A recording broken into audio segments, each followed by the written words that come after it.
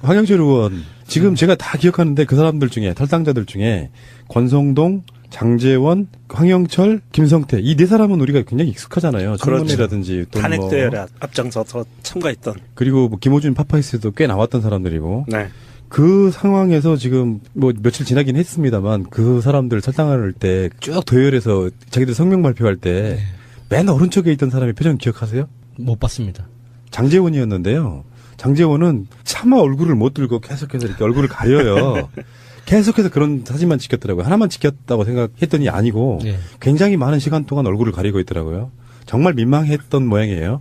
바보는 아니네요. 네. 확실히. 근데 이 사람이 광우병 촛불 같은 때 그 당시에 그러니까 거의 10년 전이라고 볼 수 있겠죠. 2008년인가 그런데 그 당시에 광우병 촛불 관련해서 유모차 끌고 다녔던 엄마들을 국회에서 불러가지고 이제 추궁하는 장면이 나와요. 굉장히 그 수고스러운 원래 본 모습이 그랬었는데 그래서 저는 장제원은 기억하는 게 장제원과 지금은 현역이 아닌데 광주 북구 출신의 그러니까 강기정 의원하고 두 사람의 그 앙숙 관계는 굉장히 오랫동안 유명했어요.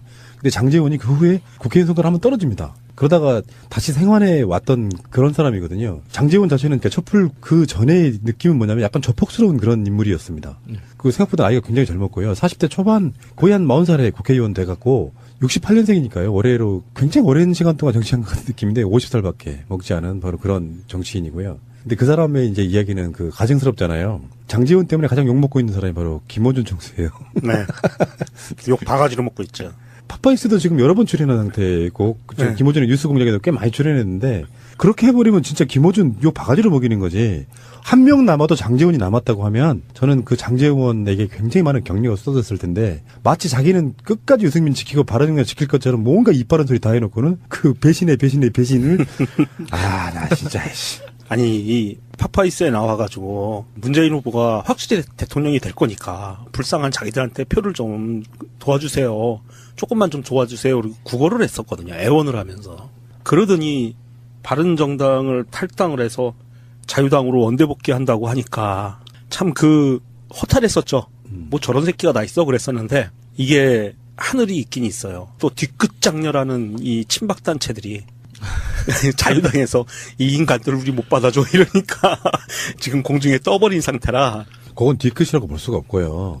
그들이 한 명이 더나 많아 제가 봤을 때는 별로 의미가 없어요. 지금 현재로서는. 그러니까 아니 아무리 속 좋은 만약에 이제 예를 좀 들어보자면 집에 번차가 있고 어떤 놈이 그러니까 지들 표현대로 하면 그래요. 바람이 나서 나갔다가 다시 들어올 때 좋다고 받아주는 사람이 얼마나 있겠어요. 당연히 반발을 하죠. 니들이 들어올 거면 진정성 있게 사과하고 석고대죄하고 들어와 이렇게 밀어낼 수밖에 없잖아요. 뭐 그런 상태라고 보는데 거기에 대해서 뭐 달랑 받아줄 것처럼 이런 생각도 한번 해봅니다. 정치인들이라고 하는 게 참 이것밖에 안 되는구나. 저는 야수님한테도 한번 이런 질문을 드려보고 싶은데 저 같은 민초도 뭐 이렇게 열악한 환경에서 방송하면서도요.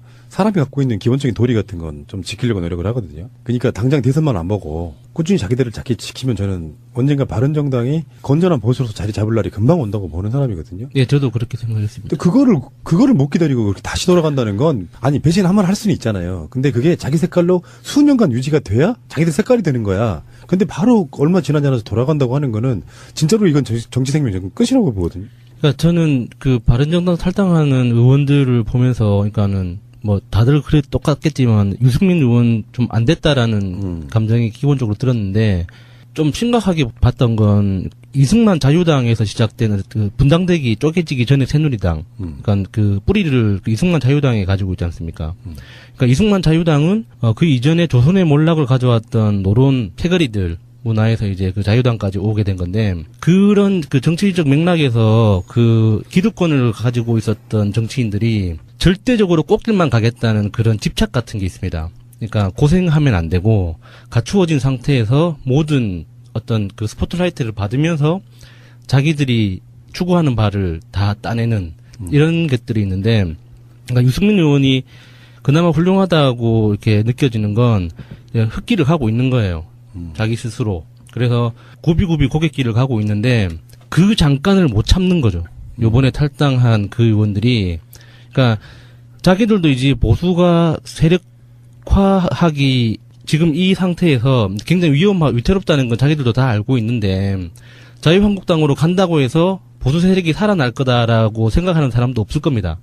근데 막말로 그냥 집안 형편이 더 나으니까 가는 거죠.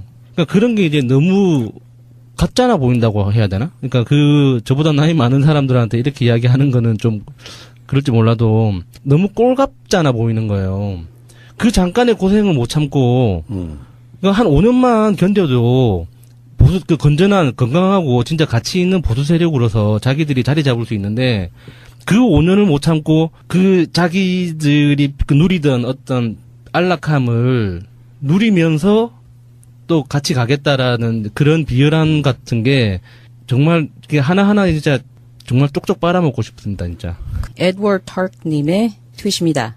전화위복, 바른정당, 당원가입 25배, 후원금 50배로 폭증, 집단 탈당 발표가 있었던 전날부터 3일 오후 2시까지 이틀간 온라인 입당은 1,500명, 후원금 모금액은 1억 3천만 원으로 평상시에 비해 늘었다라고 올려주셨습니다. 많은 분들이 유승민을 욕하던 사람들도 불쌍하다 해가지고 집결을 하고 있다고 하는 그 뉴스를 봤을 때 당을 많이 하겠구나라고 생각했는데 이런 수치로 보니까 끝까지 가서 엄지척 합시다 우리. 그 와중에 탈당을 번복한 사람이 하나 있었죠. 황영철. 황영철이 이제 인터뷰를 보면은 그런 얘기가 나와요. 그러니까 새누리당, 그러니까 자유한국당에서 반대하니까 안 들어간 거 아니냐 이렇게 물어보니 그건 아니고 자기가 밤새워 고민을 했다는 거예요. 나를 밀어준 국민의 민심이 무언지를 고민하게 됐다. 그래서 탈당을 번복하게 되는데 그것도 같이 하려고 했던 사람이 장제원이었다는 거예요.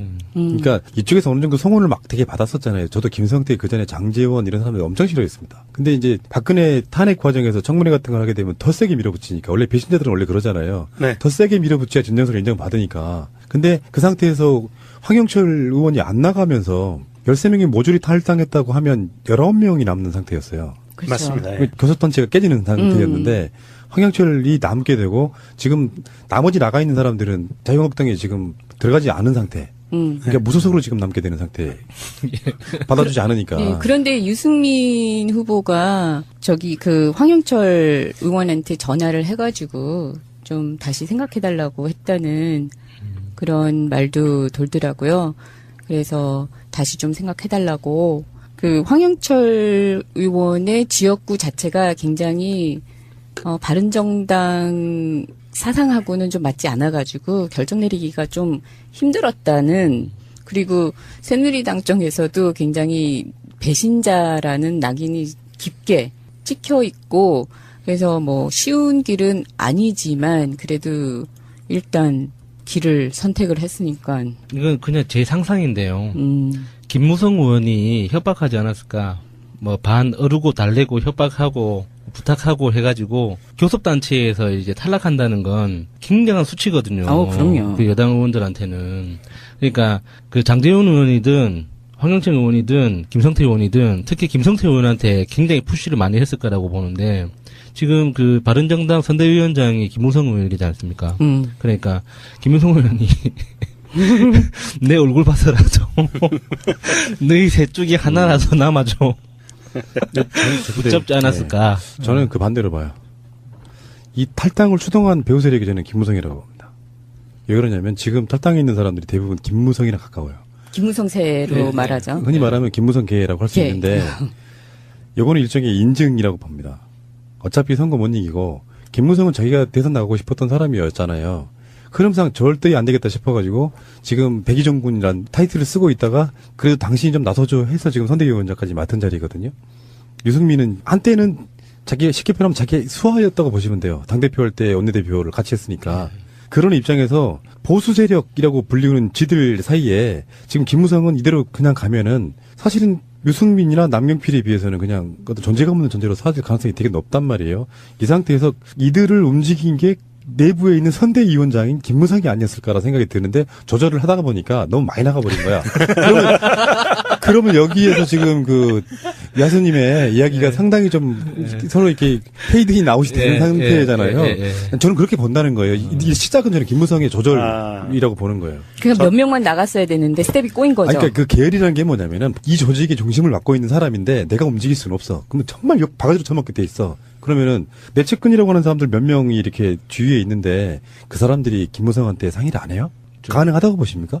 특히 김성태 의원 같은 경우는 절대 혼자서 네. 움직일 분이 아니죠. 그러니까 적당히 힘 실어주고 홍준표한테 적당히 힘 실어주고 어차피 유승민이를 아예 힘을 쫙 빼놔야 나름대로 나머지 남아있는 것 같고 자유한국당이랑 합당 무슨 그런 것도 할 수 있는 거예요. 그러면 결국은 움직일 수 있는 사람은 지금 남경필하고 유승민이었지만 두 사람 다 선거가 이대로 끝나면 남경필은 그 위치대로 유승민은 유승민대로 뭐 안 하잖아요. 결국엔 바른정당은 지금 김무성 것이 되는 거예요.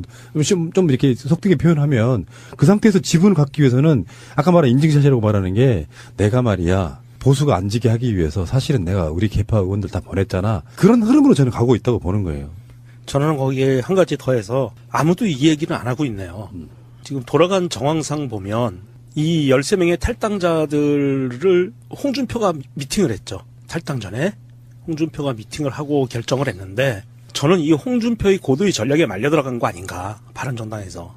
이 탈당파 의원들이 특히 홍준표가 그동안 눈의 가시처럼 여기고 있던 바른정당의 세력, 득표율 이것마저도 욕심이 나서 와해시키기 위해서 공작을 하고 그리고 홍준표 단독으로 벌인 일이기 때문에 밑에 있는 자유당의 여타 국회의원들은 저 사람들 들어오면 뻔히 반대할 거 뻔히 알면서도 본인이 그걸 저지른 거죠. 그래서 이걸 와해시켜버리고 오면 안 받아주고 이런 완전 와해되니까 아마 그런 작업이 들어간 게 아닌가. 그러면은 무엇을 얻는데요? 저는 다른 분석을 한번 해볼게요. 좀 약간 달라요. 뭐냐면은 홍준표는 그 자기가 바랬던 게 맞아요. 직접 입당을 해줘야 새가 불어나는 건 맞습니다. 과시할 수도 있고 유승민 쪽은 다 나한테 넘어왔어. 그래서 깜깜이 여론조사 기간을 지나면서 우리가 올라갈 수 있다는 첫 신호탄으로 나는 최소한 안철수를 이기고 간다. 이런 거라고 봐요. 근데 홍준표의 자유한국당 내에서의 위치를 한번 보셔야 됩니다. 완전 비주류였잖아요. 가짜치도 않은 게 지금 친박 핵심들 입장에서 보면은 아무것도 아닌 게 지금 대선 후보에 올라가 있는 상태예요. 근데 성격상 돈키호테처럼 그쪽 어떤 상의도 없이 내가 뭐 하다못해 이제 거기에는 분명히 지역위원장 보장 약속이라는 게 있었을 거란 말이에요. 그게 없으면 어떻게 그냥 나갑니까? 탈당해가지고 지금 몇 달 지났잖아요. 그러면 대선 체제 정비를 위해서라도 현역들이 아닌 지역위원장들이 꽂혀 있을 거란 말이에요. 그거 뽑아내줄게. 약속하라고 들어왔을 거라고 봐요. 그러니까 홍준표는 홍준표대로 자기가 뜻하는 대로 지금 안 되고 있는 상태라고 봐요. 어차피 홍준표 저 새끼 대통령 안 돼. 그래서 사실 막구 실력자들이 으름장 놓고 있잖아요. 서청원부터 시작해가지고 벼룩이도 낯짝이 있지 뭐 이렇게 해대면서 들어오려고 하는 사람들을 환대해 줄 줄 알았더니 문전박대하는 분위기로 하니까 못 들어오고 있는 상태라고 보고 다시 말씀드리지만 저는 김무성이 가장 비열한 놈이라고 저는 봅니다. 김무성이 며칠 전에도 유세장에 안 나타났습니다. 네. 그래서 선대위원장인데 유승민을 전혀 돕지 않고 있었어요. 비난이 빗발치고 도대체 당시 생각하는 게 뭐냐 이런 상태에서 김무성 자체는 유승민이 어떻게든지 쪼그라들면 바른정당 지분 갖고 뭔가 정치 한번 해보고 싶거나 합당을 향후에 생각하고 있는 게 아닌가 하는 대선을 뛰게 되는 선대위원장이나 후보는 그 후를 생각하는 것보다 일단 기본적으로 최선을 다해줘야 되는데 유승민 지지율이 안 나오니까 김무성은 지금 계속해서 그 후를 생각하는 정치를 하고 있는 것 같다. 저는 그렇게 보는 거예요. 김무성이 기본 성향이 도장 들고 나르셨군요. 전에 그랬던 것처럼 또 그러려고. 김무성이 사실은 바른정당의 지지율 안 올라가는 것의 대표적인 원인이에요. 우리는 김무성 그러면 온갖 꼴통스러운 발언과 함께 박근혜 정권 때 박근혜 아부하느라 했던 발언을 다 기억합니다. 그래서 바른정당의 면면들을 쭉 봐요. 유승민 뭐 그래도 뭐 원내대표 할 때 그 국회 연설 같은 경우는 정말 훌륭했었고 쭉 이렇게 봐요. 김무성이 있네? 꼴통 이미지가 자유한국당이랑 똑같아. 뭐가 달라요? 친박 핵심이 아니었다는 것만 빼고. 아, 그 말씀 드리니까 네. 저 패친 중에 김무성 라인의 시의원이 한 명 있거든요.